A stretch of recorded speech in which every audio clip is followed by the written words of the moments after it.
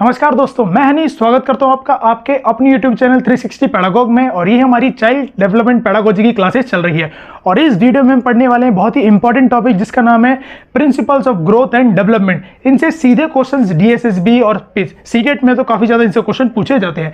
तो बिना किसी देरी के हम स्टार्ट करते हैं अपना टॉपिक आज का, वो है principles of growth and development. तो चलिए स्टार्ट करते हैं। पहला प्रिंसिपल है ग्रोथ एंड डेवलपमेंट का, जिसको हम पढ़ेंगे principal of interaction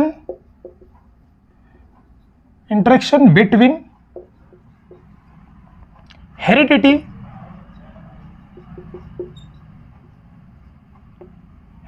and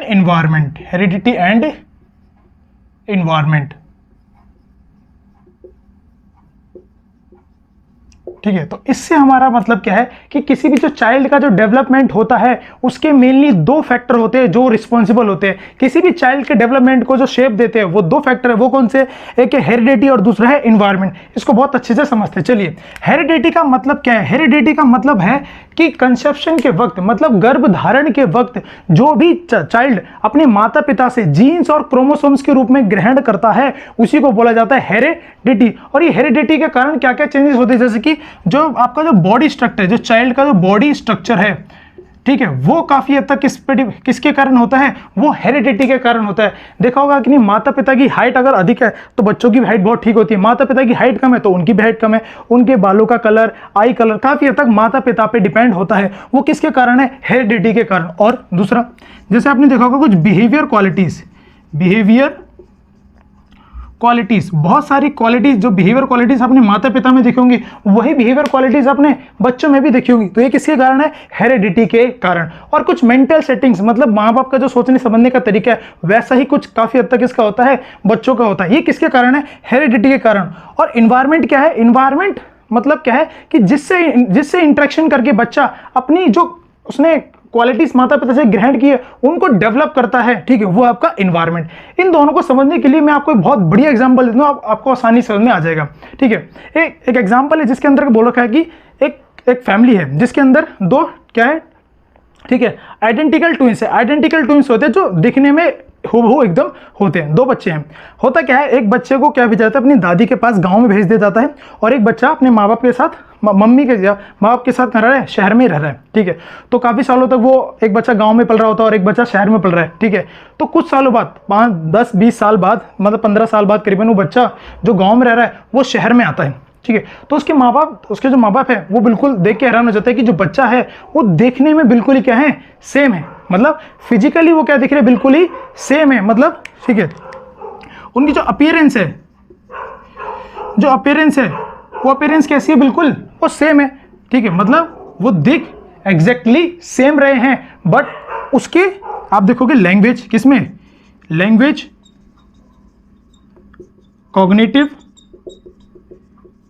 moral and social, इन सभी एस्पेक्ट में बहुत सारा क्या है, चेंज है कि नहीं?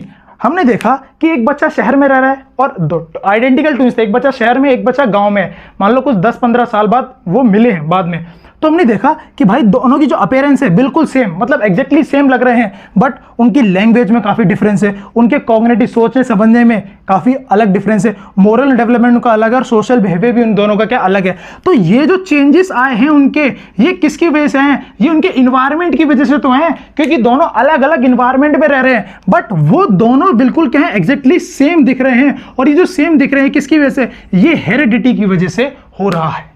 ठीक है, मतलब हम कह सकते हैं किसी भी चाइल्ड का जो डेवलपमेंट है वो इंटरेक्शन होता है किसका? हेरिडिटी एंड एनवायरनमेंट, इन दोनों के इंटरेक्शन से ही किसी चाइल्ड का डेवलपमेंट होता है। तो ये हमें इसको आपको एग्जांपल के जरिए समझाना था। आई होप आपको समझ में आएगा। अब जो दूसरा जो आपका प्रिंसिपल है वो है कॉन्टिन्यूअस डेवलपमेंट।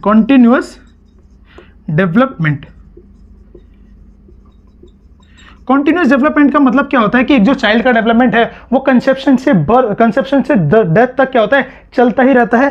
जो डेवलपमेंट है वो ना रुकने वाली प्रक्रिया है जो निरंतर चलती रहती है। कहां से लेकर? Conception to death. ठीक, कंसेप्शन टू डेथ ये हमने पहले ही पढ़ा था कि इसी को डेवलपमेंट कहते हैं कि कुछ लोगों को लगता है कि बर्थ से और मृत्यु तक जो चेंजेस होते हैं उनको क्या बोलते हैं, डेवलपमेंट कहा जाता है, बट नहीं, कंसेप्शन मतलब गर्भ धारण से लेकर मृत्यु तक जो चलने वाली प्रक्रिया है उसमें जो भी मृत्यु तक जो भी चेंजेस हो रहे हैं एक व्यक्ति के अंदर उनको बोलते हैं डेवलपमेंट। इसीलिए बोला गया development is a continuous process from conception to death. ठीक है, अगला है आपका individual differences. Individual differences, individual differences का मतलब क्या है? इंडिविजुअल डिफरेंसेस का मतलब है, फॉर एग्जांपल अगर आप क्लास में पढ़ाते हो तो आपने देखा होगा आपकी क्लास के अंदर 40 बच्चे, तो 40 के 40 बच्चे किसी एक दूसरे से किसी ना किसी रूप में अलग हैं। ठीक है, फॉर एग्जांपल मान लो आपने एक क्वेश्चन कराया बच्चों को, ठीक है, उसमें से कुछ बच्चे उसको फास्टली कर लेंगे, कुछ बच्चे होंगे कि कर ही नहीं पा रहे, कुछ थोड़ा बहुत कर पा रहे, कुछ को समझ नहीं है स्टार्टिंग का पर वो एंड का आपको बता पा रहे, और कुछ बच्चे ऐसे होंगे जो एक ही क्वेश्चन को अलग अलग तरीके से आपको करके दिखा रहे, मतलब आपको भी नया मेथड बता दे रहे। तो इतनी सारी वैरायटी होना, इसका मतलब क्या है कि चाइल्ड्स में क्या है, इंडिविजुअल डिफरेंसेस है, व्यक्तिगत बहुत सारी विभिन्नताएं होती हैं बच्चों में, इसलिए हम कहते हैं हर बच्चा क्या होता है, यूनिक है।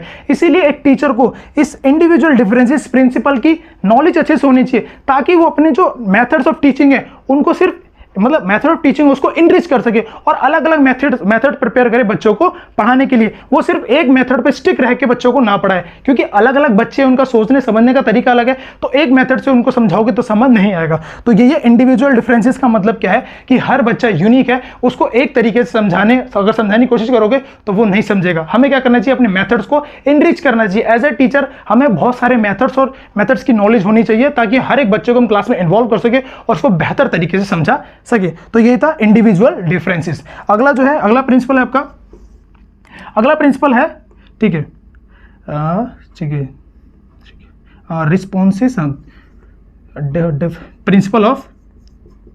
Principle of general to specific response. एक ही डेवलप आपका जो प्रिंसिपल है इसका नाम है principle of general to specific response. इसका मतलब क्या है कि जो चाइल्ड का जो रिस्पॉन्स होता है वो जर्नल से स्पेसिफिक होता है। वो कैसे होता है समझिए। फॉर एग्जांपल आपने देखा होगा जब छोटा बच्चा होता है तो वो हर किसी मैन को देख के क्या बोलता है, फादर फादर फादर कहने लगता है स्टार्टिंग में जब वो बहुत छोटा होता है, और हर किसी औरत को देख के, मम्मी जैसी औरत को देख के मम्मी मम्मी कहने लगता है। बट मतलब क्या कर दिया, चाइल्ड ने सबको जर्नलाइज कर दिया, सबको एक जैसा ही कर दिया। बट धीरे धीरे जैसे चाइल्ड बड़ा होता रहता है तो वो अपने फादर और मेंस में डिफरेंस करना सीखता है, अपनी मदर और ठीक है फीमेल्स में डिफरेंस करना सीख जाता है। ठीक है, इसको बोलते हैं कि भैया जो चाइल्ड का रिस्पॉन्स होता है वो जर्नल टू क्या होता है, स्पेसिफिक होता है। पहले वो जर्नलाइज कर देता है चीजों को, फिर स्पेसिफिक समझता है। फॉर एग्जांपल आप एक और एग्जांपल धीरे समझ सकते हो। मान लीजिए एक कोई गाड़ी जा रही है, मतलब बाइक जा रही है और आपने उसको देखा, तो आपने पूरी पहले होल बाइक को देखा, मतलब आपने पूरा जर्नल उस बाइक को देखा पहले, फिर आप देखोगे भाई आपने देखा इस बाइक में अलग अलग मॉडिफिकेशन हो रखी है, मतलब इसके जो साइलेंसर है वो बड़ा अलग तरीके का है, इसका हैंडल बड़ा अलग तरीके का है, इसकी जो लाइटिंग वगैरह हो रखी है, रिंग वगैरह बहुत कुछ लगा हुआ है। पहले आपने पूरे होल को देखा, फिर आप स्पेसिफिक चीज़ों को देख रहे हो। मतलब हमारा जो चीज़ों को देखने का होता है वो देखने का नजरिया भी क्या होता है, पहले हम जर्नल चीज़ को देखते हैं, फिर हम स्पेसिफिक चीज़ को इंडिकेट करते हैं। हर किसी के साथ ऐसे होता है, तो इसको बोलेंगे principle of general to specific responses. ठीक है, ये मेनली 4 प्रिंसिपल थे जो इस वीडियो में हमने पढ़े। अब अगली वीडियो में हम करेंगे कुछ और principles of growth and development. तो इस वीडियो के लिए इतना ही। प्लीज लाइक और शेयर सब्सक्राइब करना ना भूलिए। धन्यवाद।